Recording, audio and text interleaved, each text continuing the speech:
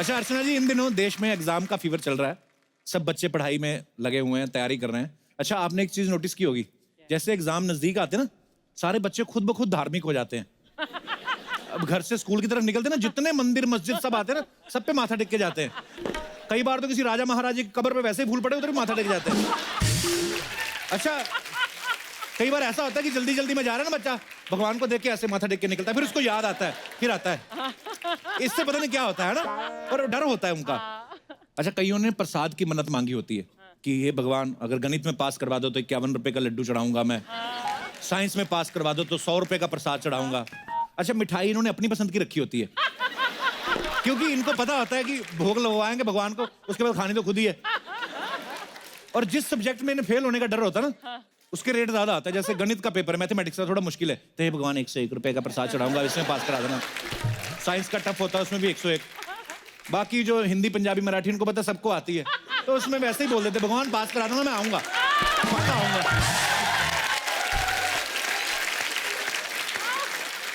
ये अपना दिनेश है ना, इसका तो अपने दोस्त के साथ झगड़ा हो गया। इसका दोस्त ना मैथमेटिक्स के पेपर के 101 रुपए की मन्नत मांगा है, भगवान 101 रुपए चढ़ाऊंगा। तो ये जाके उसके गले पड़ रहा है, 101 रुपए चढ़ा के आ रहा है, कहता मैं 51 रुपए बोल के आऊं, अभी कहता भगवान को 101 रुपए की आदत पड़ गई, वो तो 51 वाले को पूछेगा ही नहीं।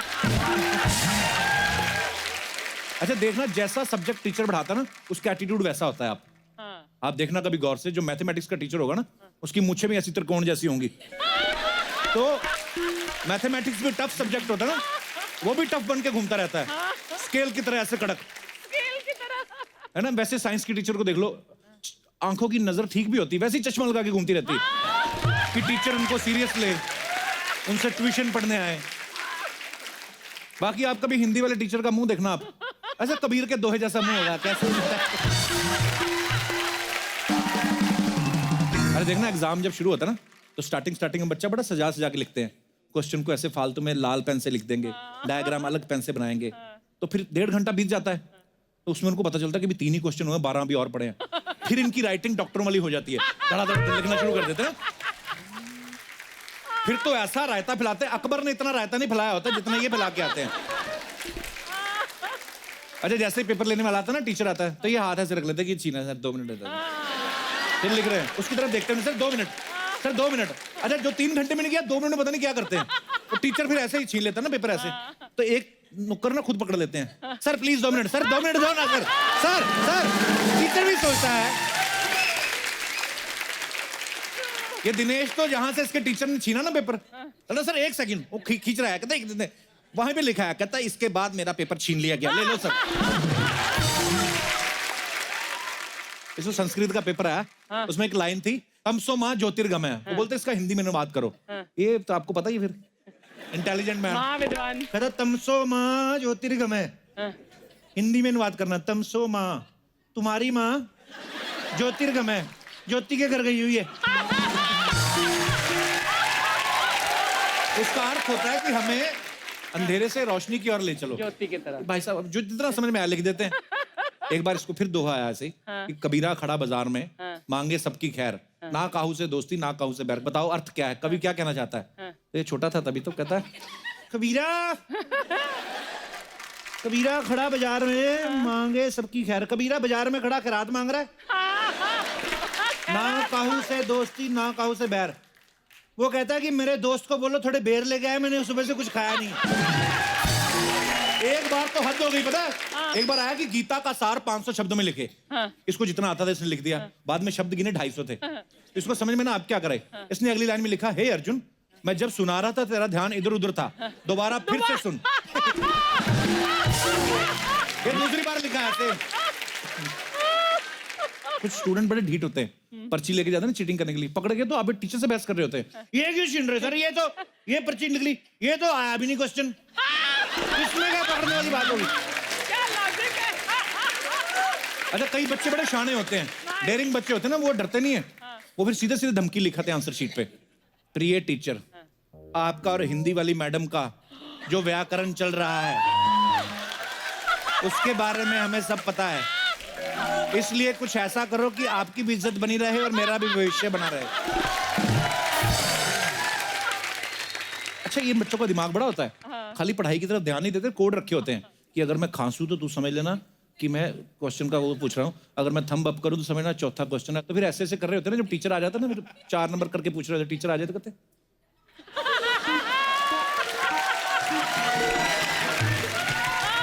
अच्छा यही नहीं है कि चीटिंग करने वाले निकम्मे बच्चे होते हैं, इतने क्रिएटिव होते हैं ना। मैं आपको कुछ तस्वीरें दिखाता हूँ, आपको पता चलेगा कि इनकी क्रिएटिविटी किस लेवल तक है। यहाँ पे दिखाओ जरा, ये देखो, ये टीचर की क्रिएटिविटी है। उनको पता है हमारे बच्चे नकल मारेंगे, उन्होंने खुद पेपर काट के ऐसे लगाए हुए हैं। और भी पिक्चर, ये देखो, ये लड़कियां जो एक्स्ट्रा नेल्स लगवाती है ना कि हम खूबसूरत दिखें, इनकी खूबसूरती इधर दिखती है हमें। ये देखिए, आगे आगे चलो, ये देखो, ऐसे बच्चों को हैंडशेक करने को बोलो, करते नहीं है, नमस्ते कर देते हैं। तो पता ना पूरा चैप्टर। तो आगे और भी है, ये देखो, इसने टांगों के बाल इसलिए नहीं रेजर से हटाए कि अगर कोई आ गया तो मैं ऐसे ऐसे करके मिक्स कर लूंगा कि पता नहीं चले नीचे क्या लिखा हुआ है। और भी हैं, ये देखो। तो ये अब देखिए इंटरनेशनल लेवल पे हो रहा है। बच्चे पर्ची ना, इसमें भी बड़ी क्रिएटिविटी होती है कि पर्ची कहाँ पे छुपा के रखनी है। आप देखना, कई बार जो नॉर्मल बच्चे होते हैं ना, जिनकी चाल ये हेलो मैम हेलो ये करके निकलते हैं, एग्जाम वाले दिन इन्होंने इतनी पर्चियां छुपा रखी होती हैं हर जगह कि इनकी चाल ही ऐसी हुई होती है, हेलो। इनको ये होता है कि मैं जाके बैठ जाऊं, टिक जाऊं, क्योंकि ज्यादा भी उछल कूद की ना तो नीचे से सारा सामान निकल आएगा। एक ऐसे बच्चे की ना पर्ची पकड़ी गई, तो टीचर ने ऐसे पकड़ ली, कहता ये क्या लिखा है? हैं? उस पे लिखा होता हुमायूं कच्छे में, बाबर बनियान में, पलासी की लड़ाई बगल में। कहता ये क्या है? टीचर बोलता है, कहता है सर ये तो कुछ नहीं है, ये तो मेन्यू है कि कौन सी पर्ची कहाँ पे रखी हुई है। ये रहा आपका बाबर, ये रहा हुमायूं।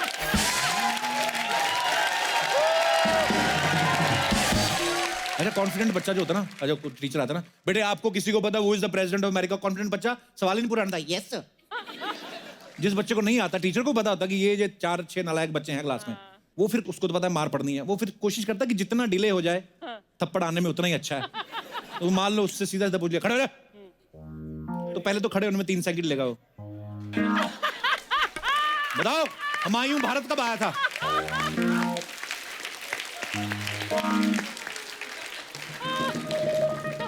पता भी क्वेश्चन क्या पूछा, फिर कंफर्म करते हैं। हुमायूं, हाँ हुमायूं, हुमायूं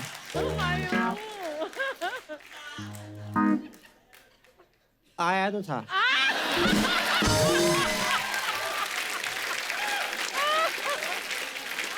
फिर ना जो अनएक्सपेक्टेड थप्पड़ आता है ना, वो लगता है बड़ी जोर से, आया तो था।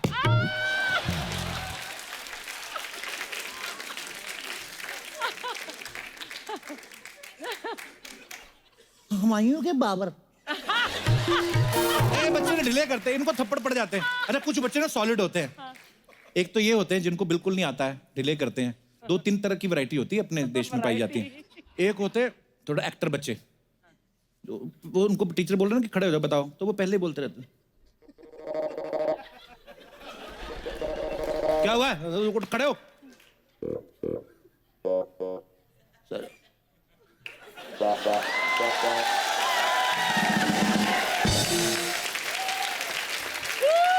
सर मम्मी ठीक नहीं थी। उनके क्योंकि झूठ बोल रहे थे ना, उनके जेस्चर अपने बयान के साथ मिलते नहीं है। सर मम्मी ठीक नहीं थी। पेट क्यों पकड़ा हुआ है? मेरा भी पेट खराब है। उनको तो थप्पड़ पड़ते ही है। कुछ बच्चे होते हैं एग्जैक्ट, उनको टाइम नहीं वेस्ट करना आता। मेरे बड़ा राजेश, तुम्हें आता है हुमायूं कब आया था? सीधा थप्पड़, वो पूरा वो आते कराटे खेलना शुरू करते टीचर कराटे।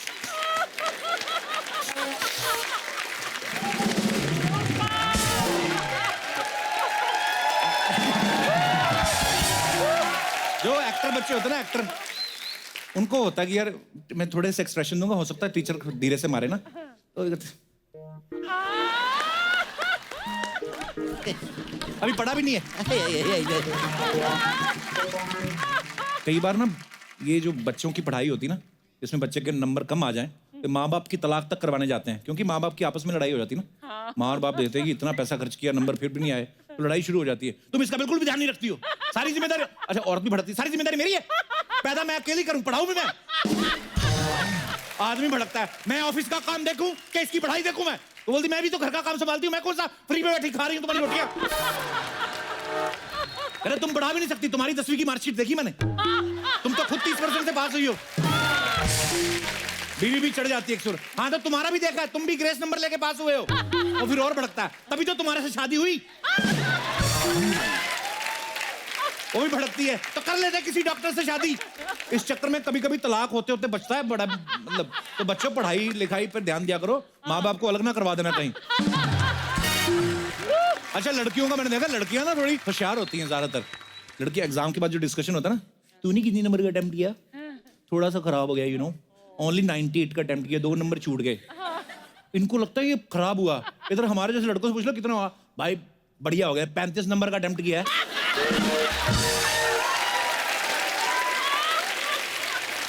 एक दो गलत भी हो गए 32 आ जाएंगे, एक आध ग्रेस मिल जाएगा, नहीं होगा तो बाप की बीमारी की चिट्ठी भी डाल दी मैंने, अपना सेट है। पर एनीवेज शिक्षा हमें यही सिखाती है कि इंसान को अपनी गलतियों का कन्फेस करना चाहिए। बहुत सारे हमारे यहाँ पे भी भाई बहन बैठे होंगे जिन्होंने कभी चीटिंग वीटिंग की होगी। की है आपने कभी चीटिंग? अर्चना मैम आपने कभी चीटिंग की एग्जाम में? मैं convent of Jesus and Mary में पढ़ी हूँ, तो वहाँ तो मतलब बोलते थे जहाँ पे हमें एडमिशन ही नहीं मिलती। और कैसे मिलेगी, लड़कियों का स्कूल था, शुक्र है नहीं मिली आप तुझे। सिर्फ लड़कियों के स्कूल में पढ़े हो? हाँ। आपको एडमिशन कैसे मिल गया?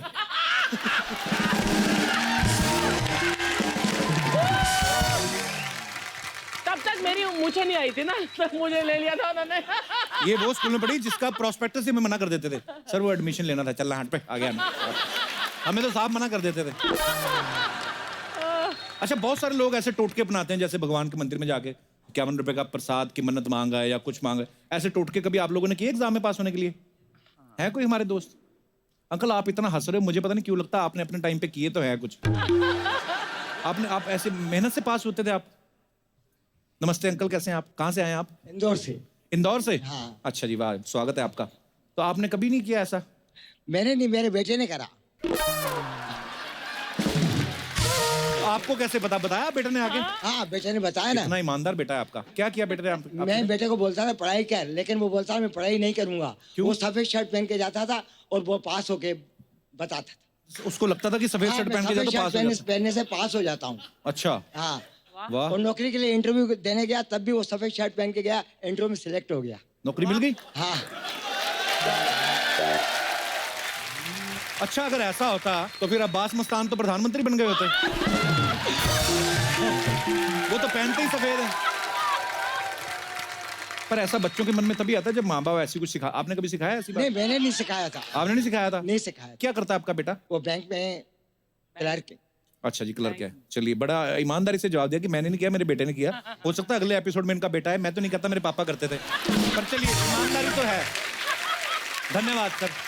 और कोई हमारे दोस्त? जी भाई साहब। नमस्ते कपिल सर। नमस्ते जी, क्या हाल है? मैम, मैं उमेश यादव ग्वालियर से हूँ। ओके। जब मैं 7th स्टैंडर्ड में था, हाँ जी। मैं पेपर दिए तो वो सही नहीं गए थे, और उसके बाद फिर मैं सैड हुआ। तो मेरे एक दोस्त के फादर थे। अच्छा। उन्होंने एक फार्मूला बताया कि पेपर से पहले एक दिन कुछ खाओ नहीं। कुछ खाओ नहीं? हाँ। हाँ बेहोश हो जाओ उधर। नहीं, पूरा खाना नहीं खाओ, अच्छा। और उसके बाद पेपर आपके सही जाएंगे। अच्छा तो फिर आप भूखे रहे सारा दिन? एक दिन भूखा रहा। कौन से सब्जेक्ट का पेपर था? मैथ्स का। अच्छा। और उसके बाद मैंने पेपर दिया और पेपर अच्छा गया, और उसके बाद मैंने दबा के खाना खाया। नहीं इसके पीछे हो सकता है साइंटिफिक लॉजिक भी हो, क्योंकि हम लोग जब कभी ज्यादा खाना खा लेते हैं ना, दिखाई नहीं देता कुछ कि आसपास क्या हो रहा है ना। आदमी खा के थोड़ा सुस्त भी हो जाता है ना, दिमाग सुन्न हो जाता है कभी कभी ज्यादा खाते हैं ना। करते क्या हो आप? मैं इनकम टैक्स डिपार्टमेंट में हूँ। इनकम टैक्स में हो? चाय लेंगे आप?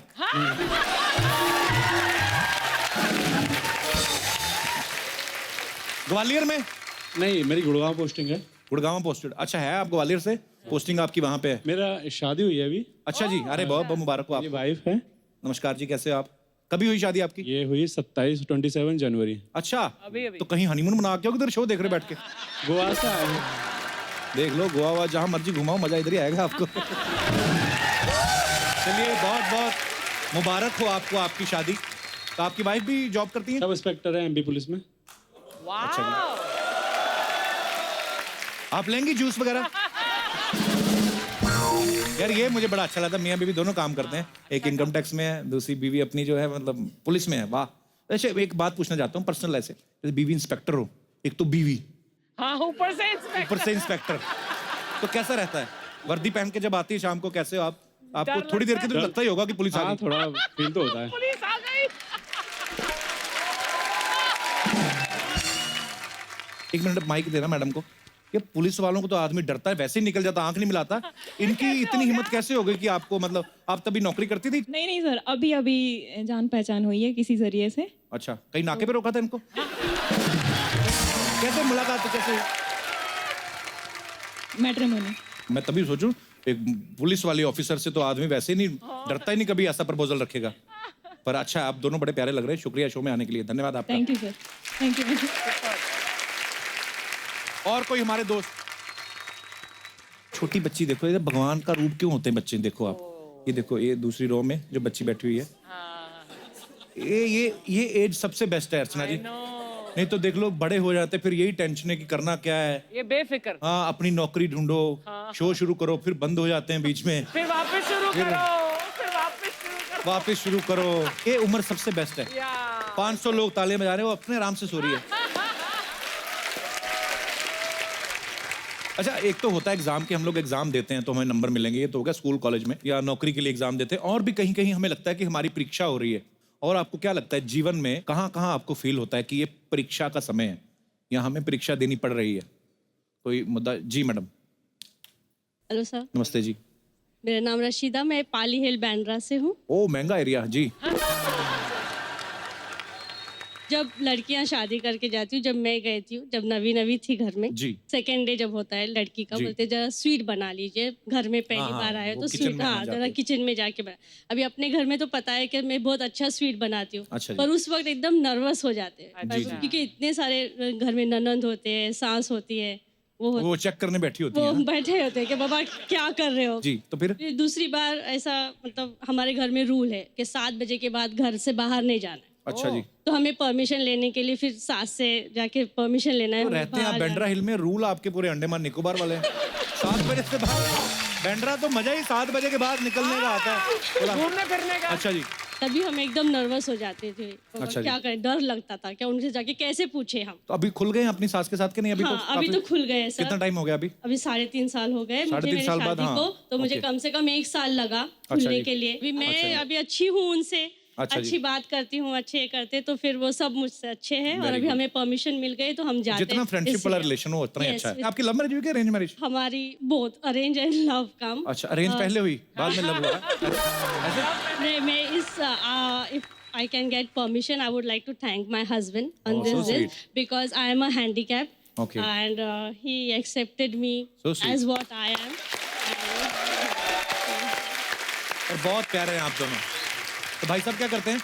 वो बासमती राइस एक्सपोर्ट करते हैं। और अच्छा मैं जी। पहले फैक्ट्री मैनेजर काम करती थी, Okay. चॉकलेट फैक्ट्री में, but Okay. Now he is, I just wanted to thank him on this. So sweet. Thank you so much.